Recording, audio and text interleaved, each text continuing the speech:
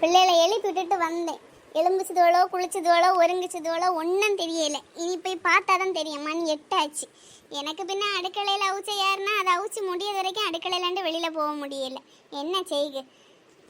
இனி சாம்பாரை மட்டும் தாளிச்சான். தாளிச்சிட்டு போய் பார்க்கட்டு எலும்பி ரெடி ஆச்சதோளான்னு. ரெடி ஆகாமல் இருக்கட்டு, அதுக்கப்புறம் இருக்கு. செல்வி அக்கா, அக்கா எங்கே இருக்கிறியா? என்ன வசந்திய சவுண்டு போல இருக்கு? காலையிலேயே வந்துருக்கியா? ஓ, நேற்றுக்கு சாப்பாடு தரலன்னு சொன்னேன், அதனால கரெக்டாக வந்திருக்கியா? வசந்தி இங்கே வாமா, நான் அடுக்கலையில் தான் இருக்கேன். என்னக்கா, காலையில் உள்ள வேலையெல்லாம் முடிஞ்சா? சமைச்சாச்சா? ஆமாம் வசந்தி, இனி சாம்பாருக்கு மட்டும் தாளிக்கணும், அவ்வளோதான். இனி பிள்ளைகளுக்கு சாப்பாடு கொடுத்துட்டு அடுத்த உச்சத்தையும் அதுகளுக்கு சாப்பாடை கட்டி கொடுக்கணுமா? என்னக்கா, உச்சத்தையும் சேர்த்து சமைச்சாச்சா? ஆமாம்மா, அப்போ தானே பிள்ளைகளுக்கு கொடுத்து விட முடியும். எப்படி அக்கா உங்களால் இப்படி எல்லாம் பண்ண முடியுது? எனக்கு காலையில் எழும்புறதே பெரிய வேலையாக இருக்குது. ஆனால் நீங்கள் எழும்பி அதுவும் 2 நேரத்துக்கு சமைச்சி நீங்கள் பெரிய ஆள் தான் அக்கா. உங்களை பார்த்து தான் நிறைய கற்றுக்கணும்னு நினைக்கிறேன். ஆனால் என்னால் முடிய மாட்டேங்குது. என்ன பண்ண, அவ்வளோ சோம்பேறித்தனமாக இருக்குது. நமக்குன்னு நிறைய கடமைகள் இருக்குது, பிள்ளைங்க இருக்குது, மாப்பிள்ளை இருக்குது. அப்போது அவங்களுக்கு நம்ம செஞ்சு கொடுக்கண்டாமா? நம்ம இல்லைன்னா அவங்க என்ன செய்வாங்க நினச்சி பாரு. ஒரு நாள் முடியலைனாலும் நம்ம கஷ்டத்தை பார்க்காம அவங்களுக்காக செஞ்சு கொடுத்து தான் ஆகணும். அப்படி நம்ம நினைக்கும் போது நமக்கு இதெல்லாம் பெரிய இதாக தெரியாது. நீ என்ன செய்யுது, வேறு வழியும் இல்லை, செஞ்சு தான் ஆகணும். நீங்கள் சொல்லியது சரிதான்க்கா. ஆனால் என்ன செய்யுது, நான் படு சோம்பேறி அடிக்கேன், என்னால் முடிய மாட்டேங்குது. இப்படி எழும்பாத அன்னைக்கு என்ன மாப்பிள்ளைகிட்ட சொல்லி வெளியில் 2 பிள்ளைகளுக்கு ஏதாவது வாங்கி கொடுக்க சொல்லுவேன். வேறு என்ன செய்யுது, இனி நானும் வந்து என்ன மாற்றிக்க பார்க்கணும். சரிம்மா, சரி. இப்போ எதுக்குமா வந்த? இல்லைக்கா, நீங்கள் நேற்று சொன்னீங்கல்ல இன்னைக்கு காலையில் பிள்ளைக்கு சாப்பாடு தரலான்னு, அதனால தான் வந்தேன். பாத்திரம் ஏதாவது கொண்டு வந்தியா? இல்லைக்கா, நான் எடுத்துகிட்டு வரல. நீங்கள் உங்கள் பாத்திரத்தில் வச்சு தாருங்க, நான் போயிட்டு பிறகு கொண்டு வந்து தாரேன் பாத்திரத்தை.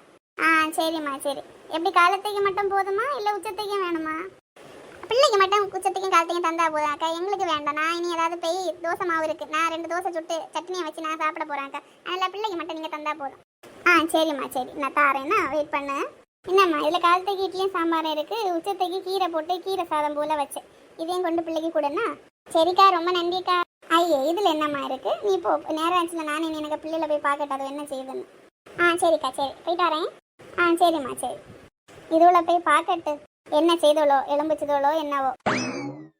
அட கடவுளே, 2 இன்னும் எழும்ப இல்லையா? மணி 8 ஆச்சு. இது இனி எப்போ எழும்பி போவோம்? நான் இதுவளுக்கு வேண்டி காலையிலே எழும்பி 2 நேரத்துக்கு அவுச்சி வச்சா அதுவும் கடந்து உறங்குதுவா. ஐயோ அம்மா, ஏம்மா இப்படி அடிச்சிட்டியா? ஐயோ அம்மா, வலிக்குது. என்ன அம்மா, காலையிலே வந்து இப்படி உறக்கத்துல பூதம் போல வந்து அடிச்சிட்டியா? ஆமாட்டி, நான் உங்களுக்கு பூதம் போல தான் தெரிவேன். ஏன்னா நான் உங்களை பத்தேன் இல்லை, அப்போ நான் பூதம் போல தான் இருக்கலாம். 2 வளர்ந்த மாடுளம் கடந்து இப்படி உறங்குதியாலே. நான் 6 மணிக்கே வந்து உங்களை எழுப்பிட்டு போனேன் இல்லை. மணி எத்தனை தெரியுமா? 8:15 ஆகுது. 8:30 உங்களுக்கு கிளம்பணும். நீங்கள் நீ எப்போ கிளம்புவியா? என்னது, மணி 8:15 ஆச்சாம்மா? இல்லைப்பா, மணி இப்போதான் 5 ஆச்சு. நீ கொஞ்ச நேரம் கூட கடந்து உறங்குறியா? இல்லம்மா, ராத்திரி உறங்க நேரம் ஆச்சு, அதனால தான் அம்மா அப்படியே கடந்து உறங்கிட்டேன்.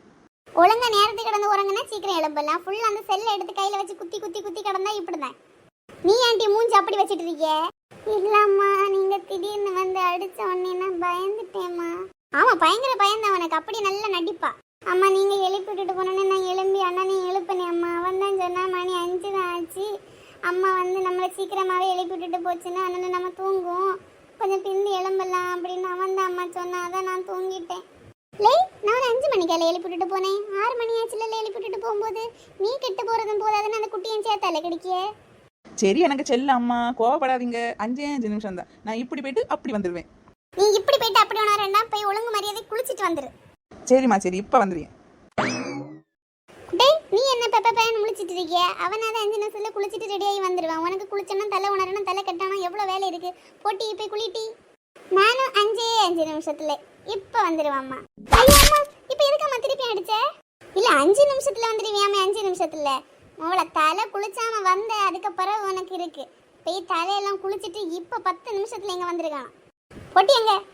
ஆனால் நீ ரொம்ப ஓவரதாம்மா பண்ணி. எனக்கு ஒரு நியாயம், உனக்கு மோனுக்கு ஒரு நியாயம்மா. அவனை மட்டும் அடிச்சவே இல்லை, ஆனால் என்ன மட்டும் நீ 2 வாட்டி அடிச்ச. பார்த்துக்க, நீ பார்த்து அட்டி நான் அவனை அடிச்சேன்னு ஃபர்ஸ்ட் வந்தோடனே அவனுக்கு தான் ஒரு அடி விழுந்தது. ஆமாம்மா, நீ உனக்கு மோனை நல்லா அடிச்சிருப்ப. எனக்கு உன்னை பற்றி நல்லாவே தெரியும். இப்போ போறிய, நீ அடுத்த அடி வாங்குவியா? சரி, ரொம்ப வந்து துள்ளாத, நான் போகிறேன். எப்பா, டெய்லி இதுவரை சமாளித்து கொண்டு போகிறதுக்குள்ளாடி எனக்கு சீவன் எல்லாம் பெய்கிறான்ப்பா.